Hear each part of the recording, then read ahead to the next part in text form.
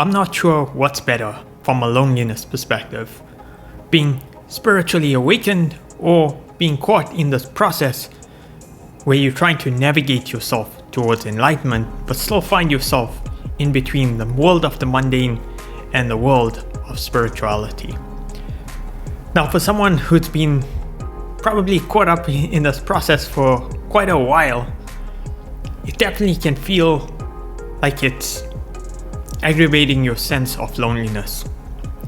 Sometimes it feels annoying and frustrating because the mundane world just doesn't have any sense of resonance for you.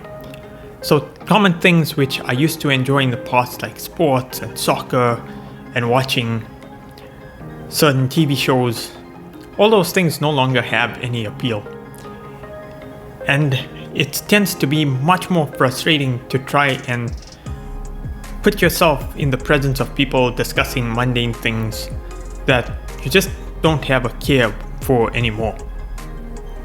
On the other hand, you have the people who are enlightened, and you have this deep sense of insecurity because you're nowhere near where they are at. So it can tend to feel like you're not good enough to be able to fit within their space of company. And you also caught up in this process of trying to unfold yourself, so you're still having to peel through many layers of trauma, of personas that you've built up in a way to protect your inner self.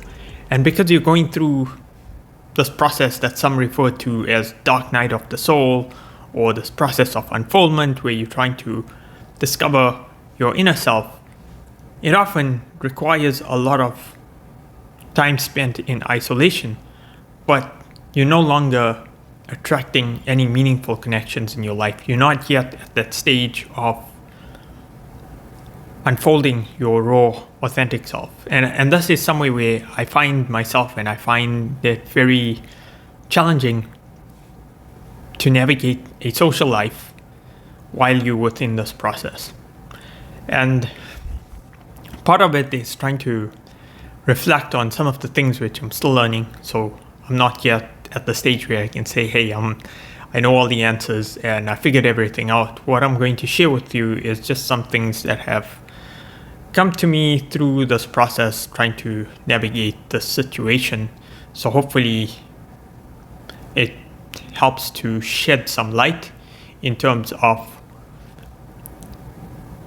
perhaps giving you a bit of inspiration how you could navigate this situation. Or maybe there's a sense of resonance and I'm not that crazy for being in the situation that I am in terms of trying to navigate this path. But let's get into these revelations that I've uncovered through this process. So I have 5 key areas that I'm learning. We're still in the process of learning, but I think these 5 factors are very helpful in terms of navigating this deep-seated feeling of loneliness. This feeling that leaves you feeling like, damn it, it's so miserable. You just want to find that meaningful connection so you can resolve it, but yet it leaves a sense of void within you and you're trying to force your way to try and alleviate it, because like I mentioned, being caught within these two worlds, between these two worlds, you're just struggling to fit in and find your place, and you're not attracting the right people in your life. So one of the first lessons that I'm in the process of learning is just learning to go with the flow, learning to let go of this need to force yourself within the situation, to force yourself to fit in, and just learning to go with the flow. Even if you end up in a circumstances where you're surrounded by people talking about mundane crap, just learning to let go of the need to want to fit in, and also at the same time letting go of this notion that none of this is anything that I resonate with, but learning to find some sort of common ground that can allow you to relate to these people.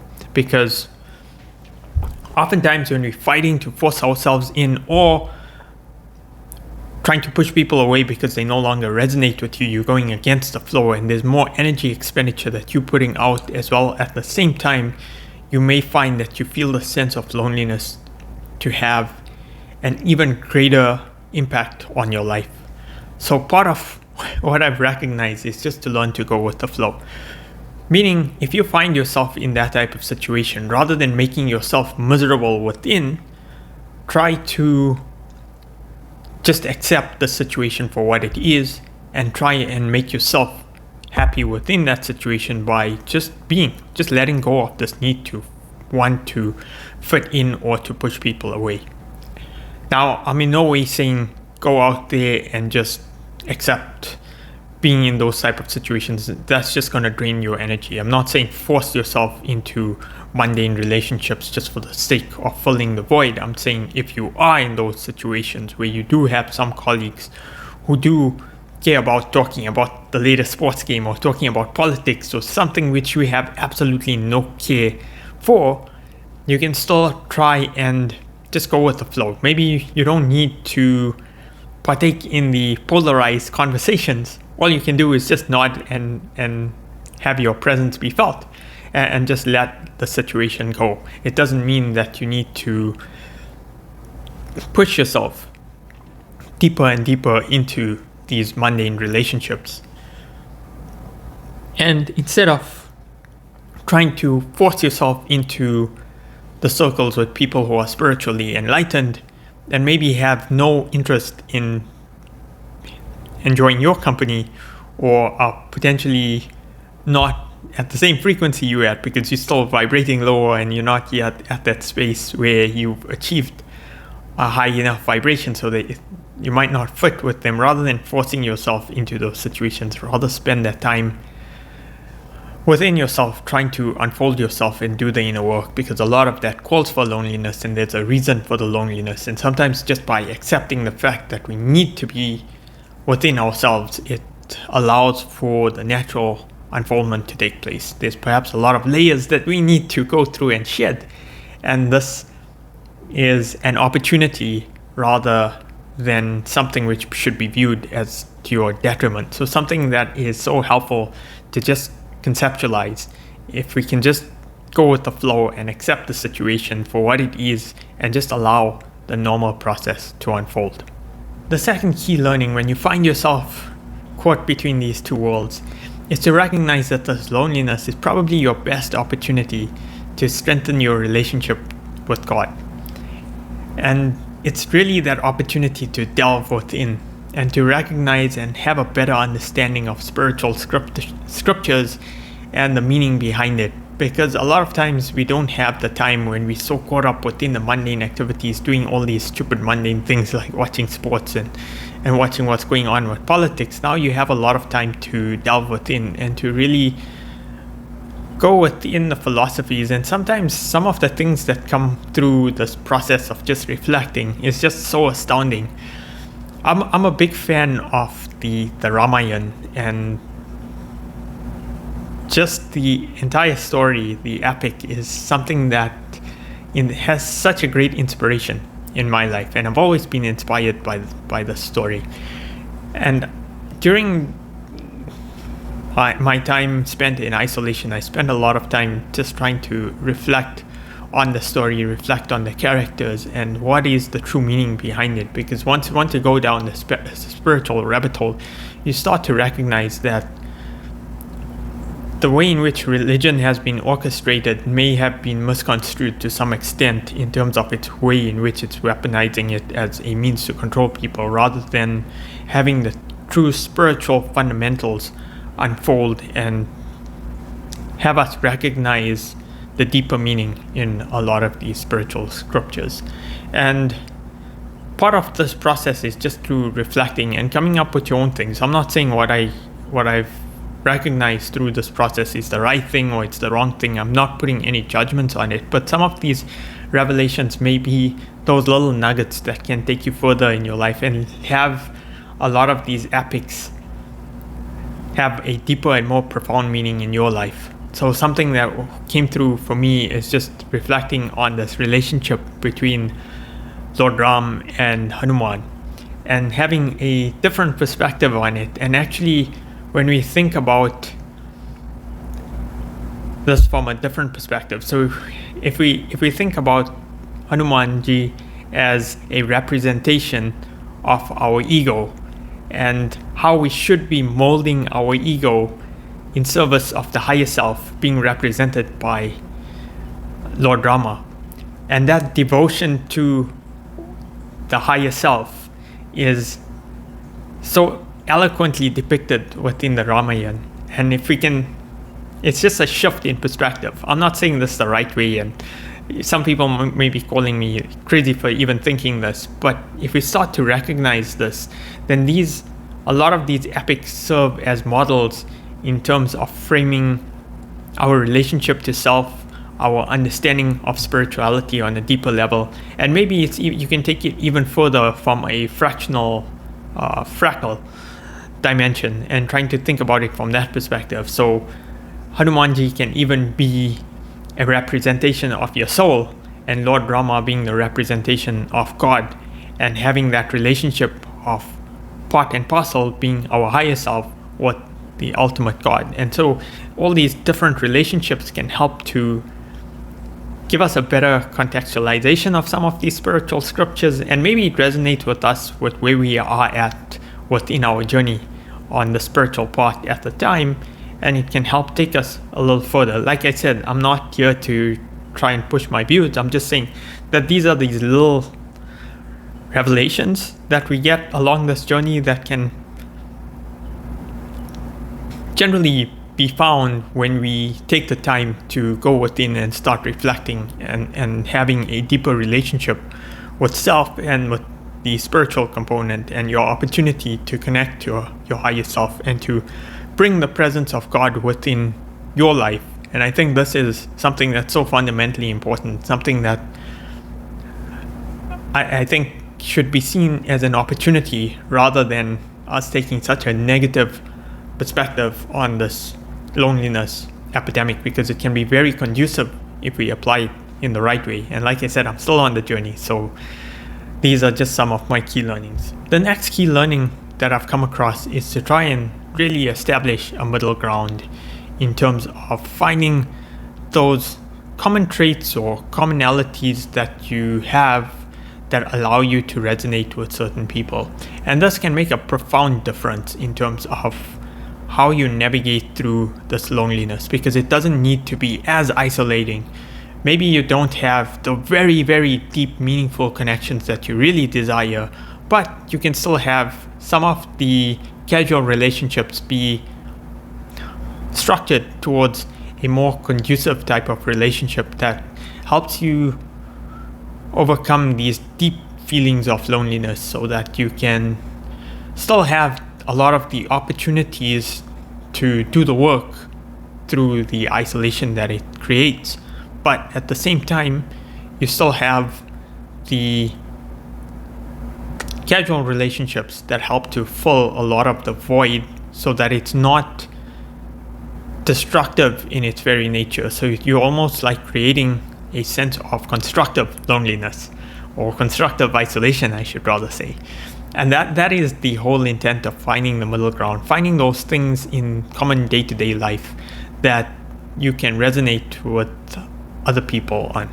So think about the mundane activities. Maybe you don't like sports anymore and you have no interest in politics, but it doesn't always need to gravitate around those things. Maybe you enjoy doing running, maybe you enjoy biohacking and all the things that you can do to biohack to create more energy in your life. And it's those sort of other aspects that you can still have a decent conversation with people who are still stuck within this matrix structure and not recognizing a lot of the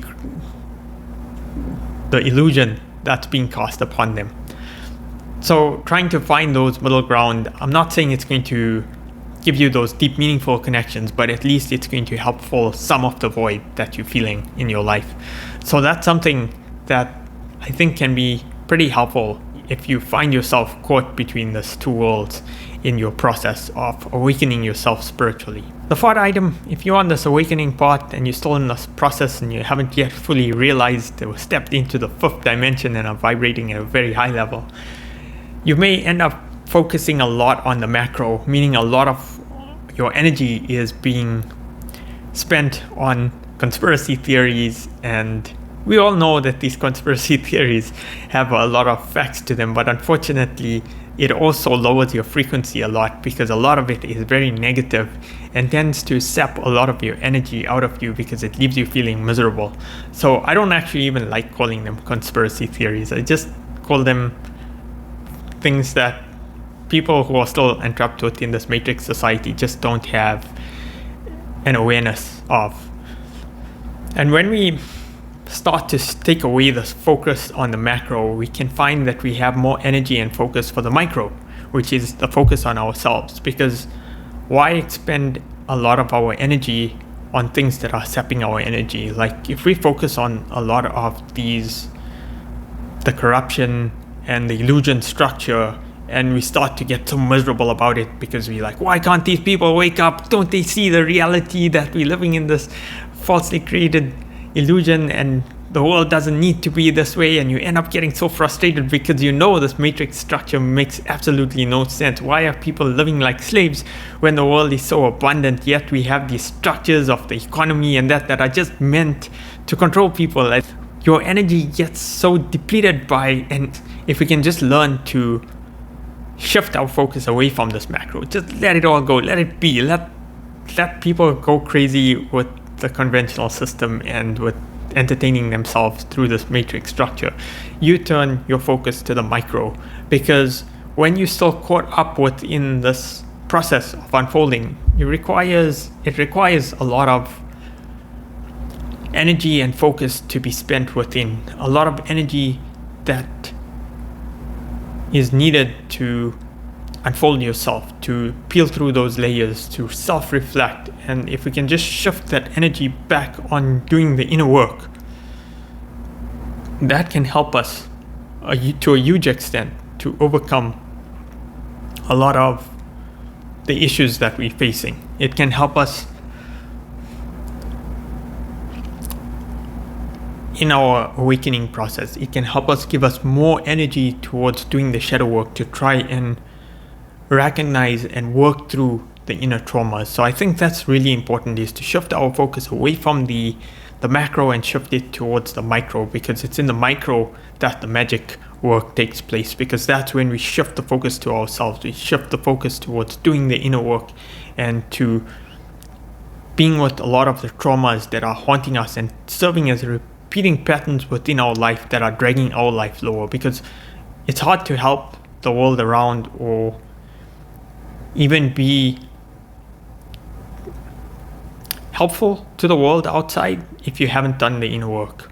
If you haven't done the inner work and you're still broken within, or you still have a lot of traumas to deal with, we're just wasting energy trying to focus on the macro. When you awaken to a lot of the illusion structure, you spend so much energy. I spent so much energy delving down this rabbit hole, trying to understand what the hell is going on. My entire reality shifted. But I think it's important to go through that, to have your reality shifted and to recognize a lot of the illusion structure. But at the same time, it's no use continuing to over-rotate on a lot of this. Once you've found out the facts and you've integrated it within your understanding, it's time to shift. It's time to now work on yourself and try and move yourself forward, because it's no use focusing more energy on these aspects, because that's only going to drain you, because a lot of it is very negative. It is very draining on your energy. So trying to shift that focus back to yourself and doing the work is going to help allow you to be a more compassionate person. And then when you go outside, you're going out into the world with a totally different mindset, from a healed position, rather than being still wrapped up within a lot of these traumas and not really being helpful to the world. Because it's no use trying to convince people who are not yet there. You're going to waste a lot of energy. And I found myself in that space, wasting so much time trying to shake people or convince them to see the reality of what's taking place. But unfortunately, it doesn't work that way, and they're just not there yet. And maybe it's just not their time to recognize a lot of the illusion.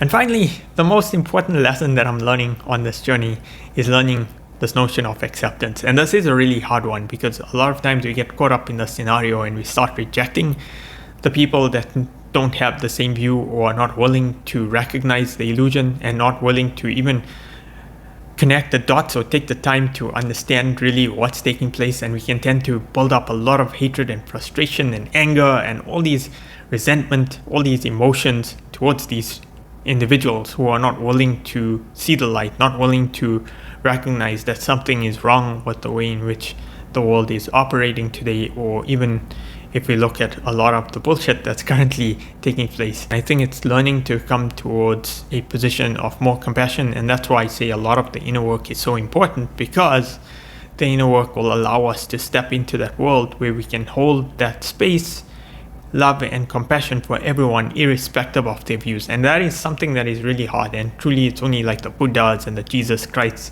and the Krishnas and Ramas that are able to very eloquently navigate this position. But at the same time, we can at least strive in the example and make the little improvements to try and be more compassionate, try and hold that space for people who may not agree with us, and have just a sense of care, or perhaps even just a little bit of compassion for these people, and to learn to love them equally. If we can learn to love people equally irrespective of their views, I think from a spiritual perspective it allows us to get much further. I'm not saying we need to let go of what we have learned. We can still hold on to our views, but not have to judge others for where they are at in this journey, and learning to hold that compassion. And I think that will really help transform your perspective on loneliness, to no longer see it as something